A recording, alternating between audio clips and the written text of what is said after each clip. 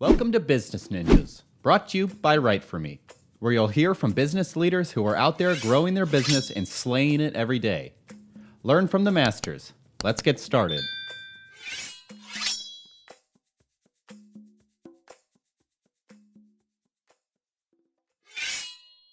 Hey everybody, this is Max Pittman from WriteForMe, and you're listening to another episode of the Business Ninjas podcast. And today we meet a voice AI expert who's been building next generation AI voice assistants for the past 7 years. And today we're talking about SapientX with Mr. David Colleen, who is the founder and CEO at SapientX. David, thank you so much for joining us today. Hi, Max. Thanks a lot for having me today. And I'm glad all of you are making time to tune in today to talk about the conversational AI things that we've been up to. Where would you like to begin today, Max? Yeah, well, as you mentioned, you guys are in the conversational AI space, and the company's been around since 2016. So it's not like you guys just came out of the woodworks, last year when ChatGPT kind of came through in OpenAI. So I'm excited to dive in, like what's been going on at SapientX for the past 7 years. Before we dive into the organization, David, our community is built of entrepreneurs and executives like yourself, but also sales and marketing leaders. And as the founder and CEO at SapientX, I'd love it if you can kind of tell our community a little bit about yourself and some of the things you're focused on today. Well, I think my life is one of changing opportunities. I got out of college with my architecture degree and proceeded to San Francisco to build high-rise buildings, and I did that. But I was always fascinated by using computers to design buildings with. That led my early team to put the first 3D online back in 1995. That was Planet 9 Studios, and that had us building everything from talking characters to virtual places. In 2003, the government asked us to join a research project of AI companies. And part of that work was to create talking characters that could represent historical figures. And that was the beginning of our talking AI work. And it really was primitive way back then. But the idea that you could talk to a synthetic character and have a compelling discussion with them was really captivating for us. A few years later, in 2008, we were building navigation systems for the automotive industry. And we brought my old friend Bruce Wilcox onto the team. He's an AI scientist. He had been at a number of large game companies like 3DO. And Bruce built from the ground up a conversational AI system that was radically different than anything that was happening at the time. Everything else was command-based. Users would have to learn commands, and they were very limited and couldn't really converse with you. But Bruce's vision was that you should be able to talk to computers like we're talking now, like we're talking to our best friends. And that was a radical notion. And in order to do that, we built a system that analyzed people speaking naturally, kind of the way your seventh grade English teacher taught you to do, by breaking things into nouns and verbs and adjectives and all that. And fast forwarding to today, we're the only ones that take that approach, and it allows us to understand people better, up to 99% accuracy. It allows us to speak languages better. We speak 40 different languages with our software, and we're running it in a number of different places. We started with our friends in the automotive community, but a few years ago, we added Alex Hessler to our team. Alex was at Pixar. He had been working on movies like Harry Potter and actually the Avatar movie. And when he joined us, the goal was to not just have good conversational abilities with our software, but to add talking characters that looked very realistic, like movie grade animation. And that was a huge challenge to bring that to things like mobile phones. But we've been able to do that. We have a lot of wonderful partners that we work with to achieve this. But today, we're running talking characters that run on my cell phone, as well as I have some news. We're running on 8K displays now. That means that we can run on large displays putting characters out there at life size. You might want them to greet you at Walmart or say hi to you as you enter Lowe's and offer to help you find things within the store. We're also able to put things on enormous screens. So that's an exciting place to be, especially in a world where we're having staffing shortages, and people for the first time are very interested in adding digital employees to their businesses to help with staffing shortages. So it's an exciting time for us. Wow. Yes. I have so many questions. This is incredibly interesting, and to hear kind of the team that you've built at SapientX as well, and their own backgrounds is in bringing their expertise from animation, from Disney, Pixar. Like my mind immediately goes to the Hall of Presidents, kind of, and like how the robotics and basic nature of those that they're doing at Disney. Like that's what my mind goes to. But obviously, there's you guys are in a completely different realm where you can actually have conversations. And my mind also goes to like holograms. It's kind of what I'm hearing potentially is maybe a few things you're working on. But this is I have lots of questions. Like, so you mentioned a couple of things that kind of stood out to me. First of which is you were talking about kind of like the service-based industry and like digital assistants. Like, tell me, I guess, a little bit more about that and how are you exploring that space? Well, so in digital signage, and that means everything from bus kiosks to kiosks for food ordering at a restaurant, to we just put a character down in San Diego at a museum to act as a docent within the museum. We're finding a lot of different places where companies need extra help in terms of a digital employee. I spent this past week in Chicago at the restaurant show.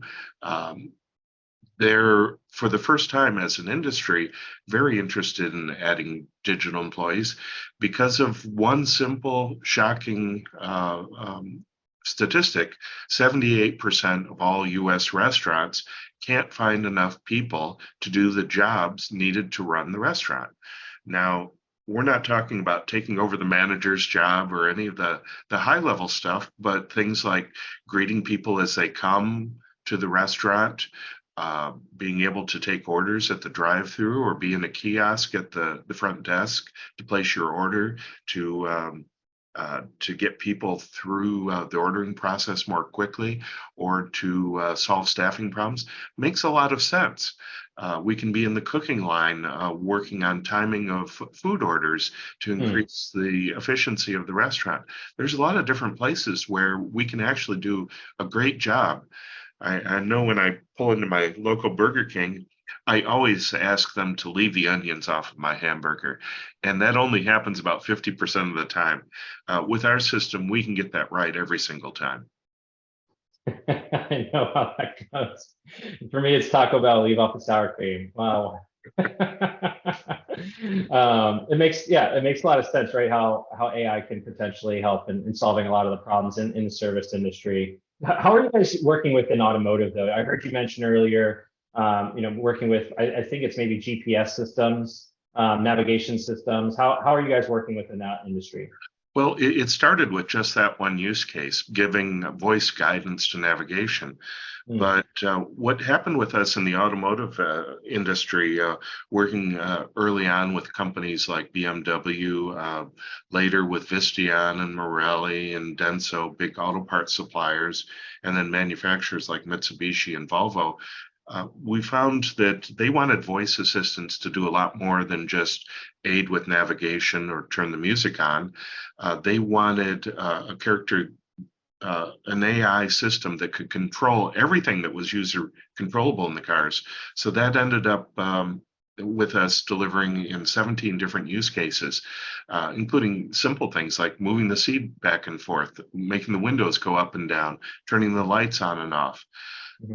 It was a trusted system because we had to go deep within the insides of the cars in order to control those things. We also found that the auto industry was really, really afraid of letting big tech giants like Google and Amazon to have access to those deeper systems because they didn't want to be dependent on the whims of a tech giant to guide the future of their car. And they also didn't want the branding of another company in there. So we made a lot of sense to be in a car because it was all about the car itself, not about us. It was novel putting talking characters into cars, and we're hoping soon your family car will have a character that you can interact with. By the way, I want to mention something. Pardon me. Because our system is conversational,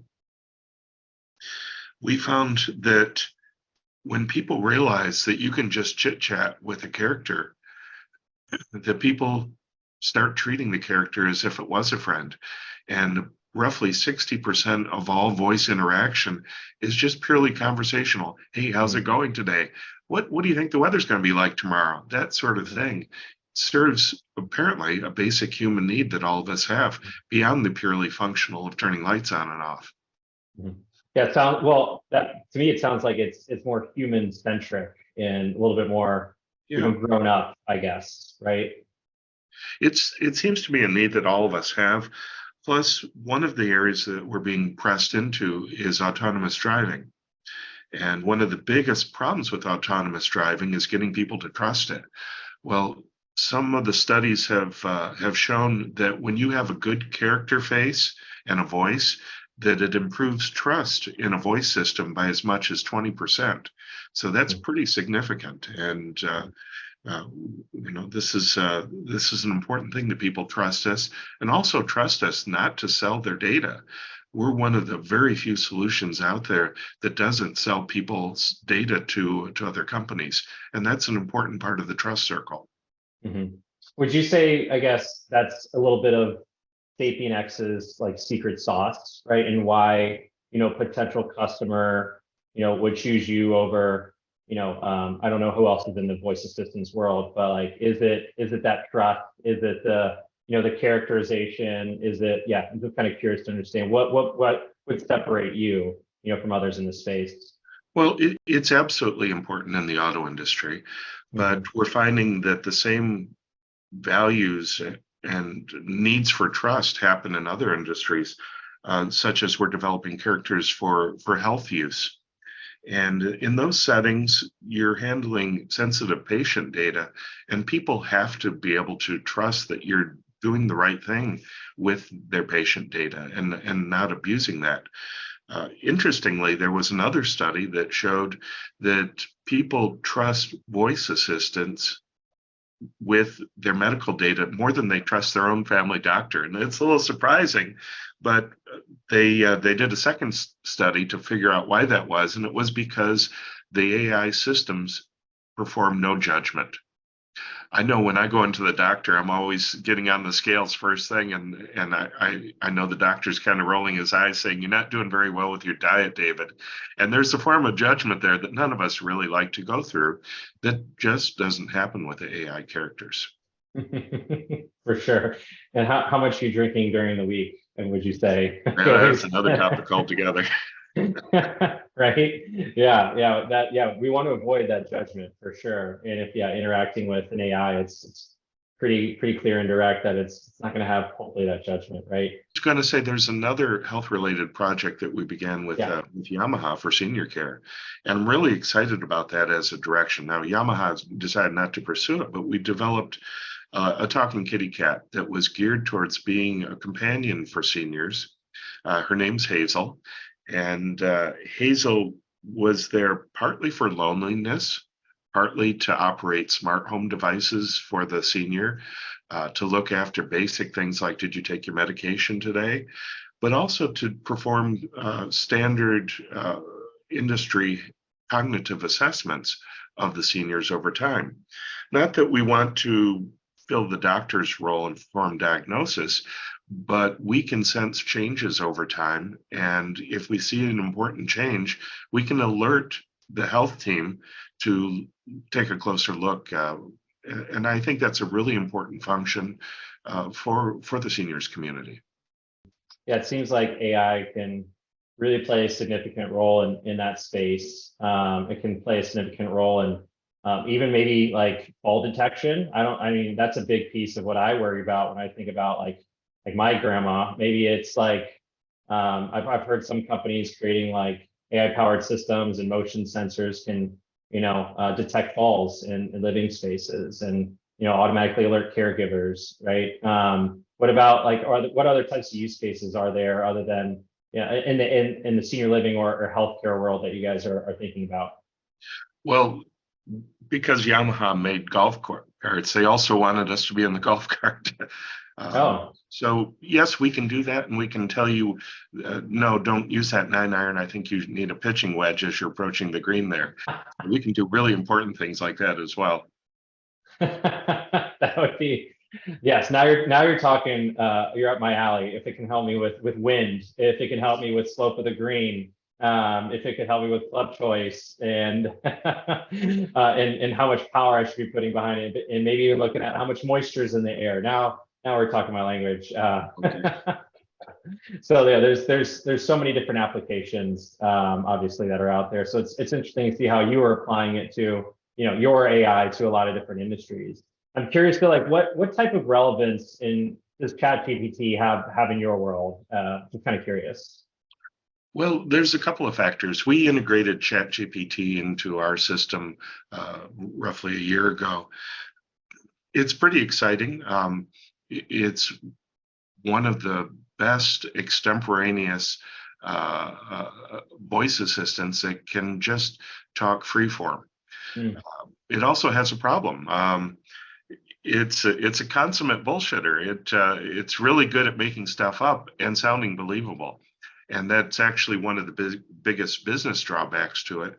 Is we do offer it to our customers, but nobody takes us up on it because the risk of spreading false information or saying insulting things. I've had it say racist things to me. We just can't do that. So where we are using it successfully is our main system is very good at answering questions, giving directions, performing basic tasks.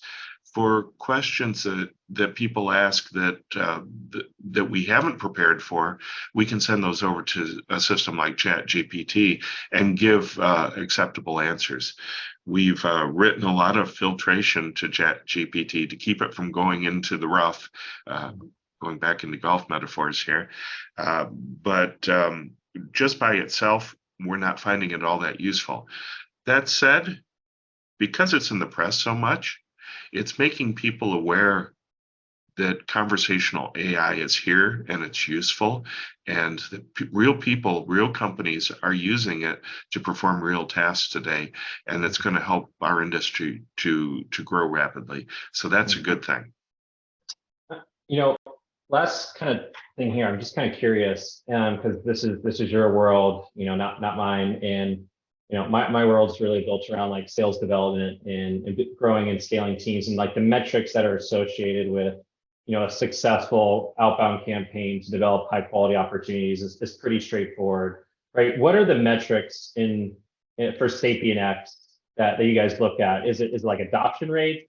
I'm just kind of curious. So the KPIs that we get measured against are different in different industries.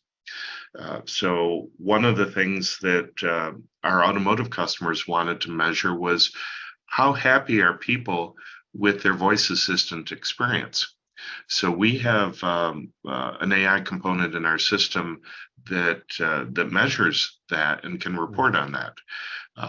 We have one prototype that we built for PepsiCo. They wanted a voice assistant to help blend custom drinks for you in their vending machines. Now, besides that being kind of cool, yeah, I'd like a little cherry Coke with my vanilla Coke or whatever. Oh, sorry, it was Pepsi. Cancel that.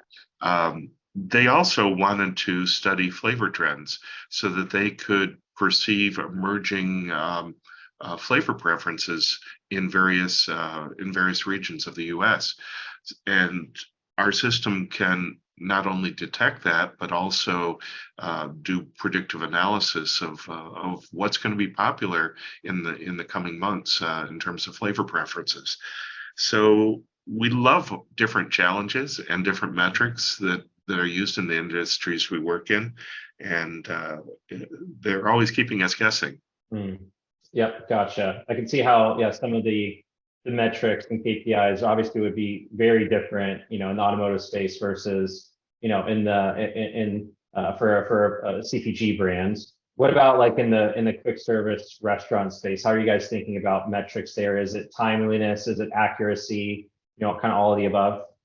Well, so we have some basic economic metrics. Of course, we have to deliver assistance that make economic sense to perform any task less expensively than a human person would be, even at minimum wage, and we do that all the time. But imagine you're pulling up to a drive-through, and I know some of the successful restaurants, the backup may be 20 cars long, and you've got quite a wait. And I see all the time people seeing that long line and driving on to the next restaurant because they decide the line's too long. Well, the current systems, of course, you have one microphone and one speaker talking to one person in the store taking your order. Well, we can have 5 or 6 AI assistants talking to 5 or 6 cars simultaneously, increasing the rate of orders coming to the grill. And other parts of our AI could be organizing people on a predictive basis to, for instance, I see a long line of cars. Let's put down 20 hamburgers because we know there's going to be 20 requests for those hamburgers in the next 5 minutes. So all of this adds up to, I think, faster food delivery, making people happier. Faster throughput, making the restaurant happier because they're getting to a higher level of efficiency and throughput in their restaurant. These are all important business factors. Yeah, appreciate you kind of diving into some of those use cases for those industries as well. Like, I think kind of going broader and zooming out here from like a business perspective, David, like I'd love to just understand from you, as you are in this ever evolving world that AI is, and you guys have like this amazing team that you've developed. What are some of the bigger challenges or opportunities, I guess, for you as a business, and how are you guys positioned to like go after those challenges? Well, so our marketing challenge right now is that a lot of people are not even aware that products that we make exist. So we're trying to put characters out doing important tasks in public venues to build that awareness. Other challenges we have are just the sort of ABC fundamental challenges of any startup. That is initially finding their customer base, but then successfully scaling the business to do a good job of servicing customer needs as we grow. So imagine we're primarily based here in California, but we're putting talking characters all across the country, including in international locations. Being able to service those and make sure all the hardware stays running is a huge task for us, and one that we're designed to handle the growth for, but it's still a lot of work. I'd love to see some characters, to be honest, in like stadiums, ballparks, arenas, help guiding people, answering questions versus going to like that map or, to that person. These companies, I feel like the Cowboys have like all the money in the world to think about doing something like this. Have you guys explored that space at all? Well, we actually have a cowgirl character for the Edmonton airport that's in prototype, and she'll tell you which gate to go to, where to find your lost baggage, where the best French Canadian food is at the airport. By the way, she speaks multiple languages, and if she senses that you're speaking Mandarin, she'll say, "Would you like me to switch over to Mandarin?" And I think characters like that are wonderful. When I go to airports today, I see the empty help booth. They're no longer staffed. So we can easily replace those sorts of existing systems with digital versions that work wonderfully. And she'll even tell you the hockey scores. Yeah. I don't know if you want to hear those sometimes if you're in Edmonton. So depends on the day or season, I guess. I love it. That's super interesting. I appreciate you kind of sharing like, where your challenges are. It sounds like, kind of continue to get your name out there, right? Continuing to I'm assuming, you guys are in a place, where funding is a big deal for you. So how are you approaching like the next year? Like what's something you want to be celebrating, within the next year? Well, we've got a lot of fun challenges. Part of it is just making sure that the characters get out and run and perform the missions Sure. that they've been given. The other is to look around the corner about what sort of things that we can be doing in the future. I'll give you a little tip off on something that's in R&D right now. We're building a Mars base. And the Mars base has not just one character, but multiple characters that you can talk to. You can ask them to do things within the Mars base, and they can even talk to each other, which oddly enough is pretty entertaining. Once they start going back and forth, just talking amongst themselves, they go into some pretty wonderful places conversationally. So exactly how we're going to use those in products remains to be seen, but we do have people in advertising that want to have these multi-user game-like environments available for their advertisers to talk about products. So we'll see how it goes. We're really, really excited about that. And this is not a static space. It's moving very quickly, and the adoption of it has happened very quickly. So I think in 5 years, you're going to see talking characters everywhere. And I think it's going to be a wonderful thing. I love it. Yeah. It's funny. Like I think about like myself interacting with AI for the first time. It'll be a little bit weird, right? As all things kind of are initially for the first time. But once I feel like my first experience, I guess, is with, either Siri or yeah, Alexa, and hopefully they're not listening, so you don't hear it in the background pop off. But Somebody recently asked me, why use avatars? mm, And I responded, can you imagine Disney putting a character out there that only spoke and you couldn't see it? Of course you want an avatar, entertaining people and also communicating. Somebody once said that 70% of all human communication is nonverbal. So we want to do a good job, not just by voice, but also in how the characters look and interact with people. It's important. yeah. Yeah, agreed. Yeah, I want to have something to interact with versus me just yelling at Alexa to turn the lights off. But this is like David, this is actually extremely interesting to kind of sit down with you and talk about how you guys are, prioritizing, different industries, how you're addressing the needs and expectations of those customers and delivering upon that. And also, even thinking about the challenges that you're seeing in the space, but more importantly, like this is a human problem, right? And you want to prioritize us as humans as well, and like your responsibility and sustainability initiatives kind of sounds like are going along with that, and it's something that, like I'm really interested in following along with. Lastly, like David, you're an entrepreneur, right? You've had a really interesting background. Do you have any advice for any aspiring entrepreneurs or other individuals interested in entering like this AI or technology industry? In order to go through all the struggles necessary to found a company, fund it, get your products out into the world, you have to really, really love what you do. So I think one of the most fundamental things is to figure out what makes you happy. Don't just come up with companies and concepts that are abstract and meaningless to you. Find things that really resonate with who you are and how you want to express yourself in a business fashion to the rest of the world. It's going to take that level of passion to make it successful. Sure. Yep. I can definitely agree with that, right? Find your hobbies, see if you can turn those hobbies into passions and those passions into business. Kind of what I love to follow.